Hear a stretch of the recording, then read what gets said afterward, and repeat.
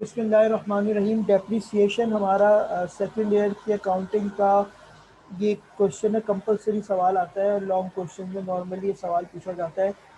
और इसमें जो सबसे पहली चीज़ हम डेप्रिसिएशन में निकालते हैं वो ये निकालते हैं कि एसेट जो हमने परचेज़ किया है वो हमें कितने का पड़ा है, उसकी कॉस्ट क्या होनी चाहिए। तो डेप्रिसिएशन का एक तो कॉस्ट का क्वेश्चन आता है, उसके अलावा डेप्रिसिएशन के कुछ मेथड्स होते हैं जो कि हमारे सिलेबस में शामिल है, जिसमें स्ट्रेट लाइन मेथड है, डिमिनिशिंग बैलेंस मेथड है, और यूनिट्स या आउटपुट मेथड है, और आवर्स मेथड है। ये चार मेथड्स जो यहाँ पर हम इस्तेमाल करते हैं, और इसके अलावा इसकी हम कॉस्ट निकालते हैं कि किस तरह की कॉस्ट निकाली जाती है, वो हम इस वीडियो में देख रहे हैं। अभी क्वेश्चन मेरे सामने है और इसमें ये लिखा हुआ है कि हबीब एंड को purchase the machine on April 1st 1989 at a list price of 60,000 with a trade discount 5%. The term of payment 2, 10 and 30, 2, 10 and 30 ये क्रेडिट टर्म्स कहलाती हैं। क्रेडिट टर्म्स का मतलब ये होता है कि आपने जो भी एसेट परचेज किया है, मशीन खरीदी है, आपने 30 दिन के अंदर अंदर इसकी पेमेंट करनी है। लेकिन अगर आप 10 दिन में पेमेंट करते हो तो आपको 2% कैश डिस्काउंट मिलेगा। 2%। ये जो पहला डिजिट होता है ये डिस्काउंट की परसेंटेज होती है। अब ये 3 भी हो सकता है, 5 भी हो सकता है, कुछ भी हो सकता है। नॉर्मली यहाँ पे 2 ही होता है।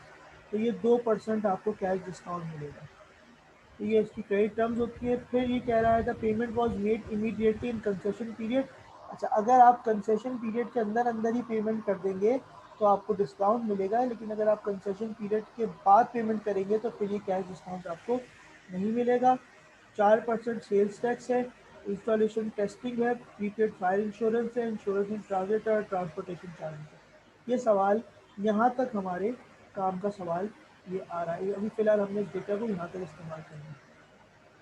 अब सबसे पहले इसका अगर हम फॉर्मेट देखें तो लिस्ट प्राइस आती है, उसमें जो ट्रेड डिस्काउंट लेस होता है तो सब टोटल बनता है। कैश डिस्काउंट अगर दिया है लेस होता है।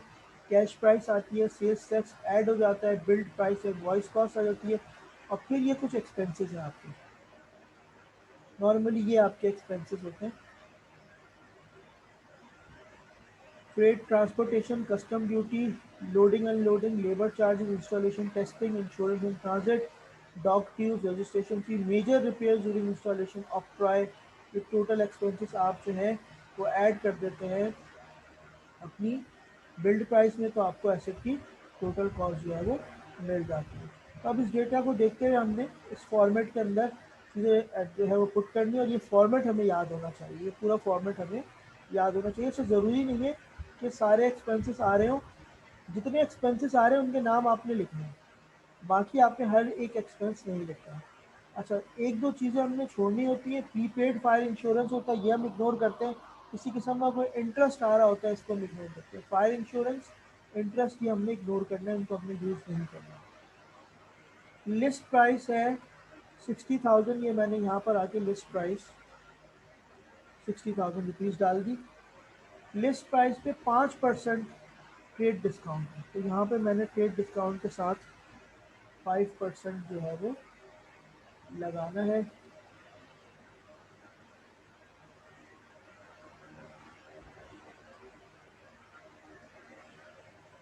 ये आ गया 5%। 60,000 का अगर हम 5% ले लें तो ये बन जाएगा 3,000। ये मैंने यहाँ पे ले लिया, उसको हमने लेस करवाना है। अच्छा, 60,000 में से अगर आप लेस करवा दें 3,000 तो आपके पास जो है वो बचेगी 57,000। इस 57,000 का आपको 2% लगाना है कैश डिस्काउंट। तो 57,000 पर अगर आप 2% लगा रहे हैं कैश डिस्काउंट, ये बन रहा है 1140। 57,000 में से जब हम 1140 माइनस कर देंगे तो ये आ गया 55,860। ये कैश प्राइस आ गई, और इसमें हमने 4% सेल्स टैक्स ऐड करना है। 4% इसी अमाउंट का 4% निकालेंगे, जो कि बन रहा है 2234। राउंड ऑफ कर देंगे इसको, डेसिमल वाली नंबर्स आपने डेसिमल के बाद आपने नंबर्स नहीं उठाने। तो 2 2 3 4 ये ऐड हो जाएगा, तो 55 860 प्लस 2234, तो ये आपके पास जो है कॉस्ट बन गई 58094। ये बिल्ड प्राइस है, इनवॉइस कॉस्ट आ रही है। अब एक्सपेंसेस देखते हैं। इंस्टॉलेशन एंड टेस्टिंग चार्जेस है 2500, ये मैंने यहाँ डाल दिए। उसके बाद प्रीपेड फायर इंश्योरेंस, जैसे कि मैंने कहा, इग्नोर करना है। इंश्योरेंस इन ट्रांजिट आ रहा है 1500, और ट्रांसपोर्टेशन चार्जेस आ रहे हैं 2000। तो 4 और 2 6000 रुपये आपके टोटल एक्सपेंसेस आ गए। इनको हमने यहाँ पर आउटर कॉलम में इधर दिखा दिया। अब ये ऐड हो जाएंगे आपकी ऊपर वाली बिल्ड प्राइस में, तो आपको कॉस्ट मिल जाएगी 64094। ये हमारी टोटल कॉस्ट आ गई एसेट की। तो ये जितने नाम दिए उतने ही दिखाने, एक्स्ट्रा ही तो सिर्फ फॉर्मेट बना हुआ है, एक्स्ट्रा चीज़ें आपने यहाँ पे नहीं दिखानी। दोबारा इसको रिपीट करते हैं। बेस्ट प्राइस दी हुई थी, ट्रेड डिस्काउंट माइनस कर दिया। ट्रेड डिस्काउंट जो भी अमाउंट आ रही थी माइनस करने के बाद सब टोटल उस पर आपने जो है वो 2% लगा दिया। कैश डिस्काउंट 1140 माइनस किया, 55860 जो है वो आपकी कैश प्राइस आ गई। सेल्स चार्ज उसका ले लिया, 4% ऐड कर दिया। बिल्ड प्राइस आ गई, उसमें 3 एक्सपेंसेस हमने ऐड कर दिए, तो हमारी टोटल कॉस्ट आ गई। तो अब अगर आपको इसका क्वेश्चन सॉल्व करना है तो 2019 का क्वेश्चन है।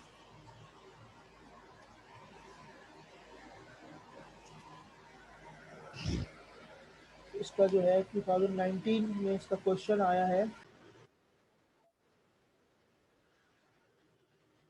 2019 क्वेश्चन नंबर 9 और उसका ए पार्ट। 2019 क्वेश्चन नंबर 9 का ए पार्ट, 9A जो है वो ऐसे ही सॉल्व हो रहा है। 2019 क्वेश्चन नंबर 9A डेप्रिसिएशन है, और आपने इसको ए पार्ट तक अगर आप करते हैं तो ये बिल्कुल ऐसे ही सेम फॉर्मेट पर होगा। और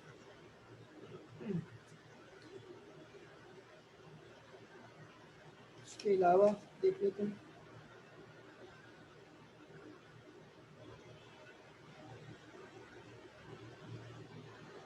कॉस्ट के हवाले से। अगर बात कर रहे हैं 18 में उसने डेप्रिसिएशन एक्सपेंस निकलवाया है।